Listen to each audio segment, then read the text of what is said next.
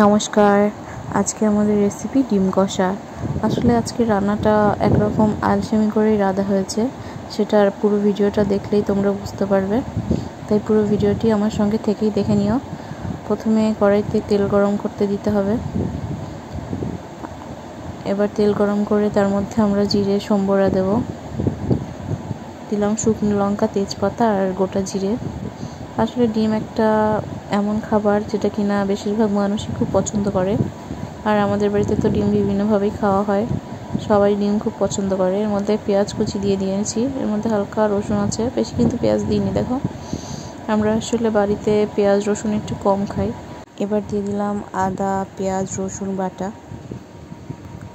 এবার নিয়েছিলাম জিরে গুঁড়ো, ধনে গুঁড়ো আর শুকনো লঙ্কার গুঁড়ো, যেটাকে একসঙ্গে জলের মধ্যে গুলিয়ে রেখেছিলাম। এর মধ্যে একটু নারকেল দেবো আর টক দই দেবো। দিয়ে দিচ্ছি পরিমাণ মতো নুন, হলুদ। এবার মশলাটাকে বারবার নেড়ে চেড়ে একটু কষিয়ে নিচ্ছি। এর মধ্যে নারকেল কোড়া দিয়ে দিলাম খানিকটা। দেখো, এটার জন্য আজকে ডিমের স্বাদটা একটু আলাদা হবে। অনেকে মালাইকারিতে নারকেলের দুধ দিয়ে থাকে, কিন্তু এটা একটু আলাদা, কারণ মালাইকারিতে টক দই যায় না, এটাতে আমরা টক দই দিয়েছিলাম। আর আলসেমি করে রান্নাও কেন বলেছিলাম, এবার দেখো, টক দইটা ফ্রিজ থেকে নিয়েই দেওয়া হয়েছে। একটু টাইম নিতে হতো, কিন্তু আলসেমি সেহেতু দিয়ে রান্না করে নেওয়া হলো। এর মধ্যে একটু চিনিও দিয়েছি। এবার এই মশলাটা কষা হয়ে গেলে এর মধ্যে দিয়ে দেব আলুগুলো। 2 রকম আলু ছিল, একটা নতুন আলু যেগুলো ছোট ছোট গোল গোল দেখো, আর অন্য আলু ছিল। আলুগুলোকে ভালো করে সেদ্ধ করে খোসা ছাড়িয়ে রেখেছিলাম।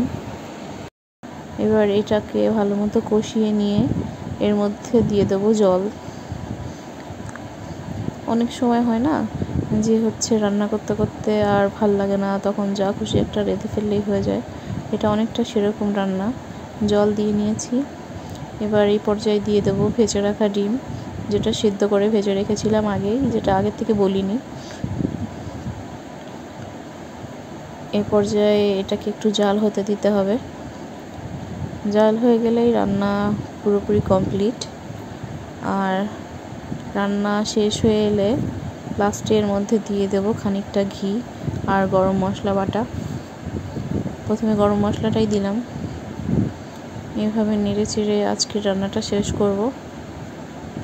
তোমরা এইভাবে বাড়িতে রান্না করে খেয়ে দেখতে পারো।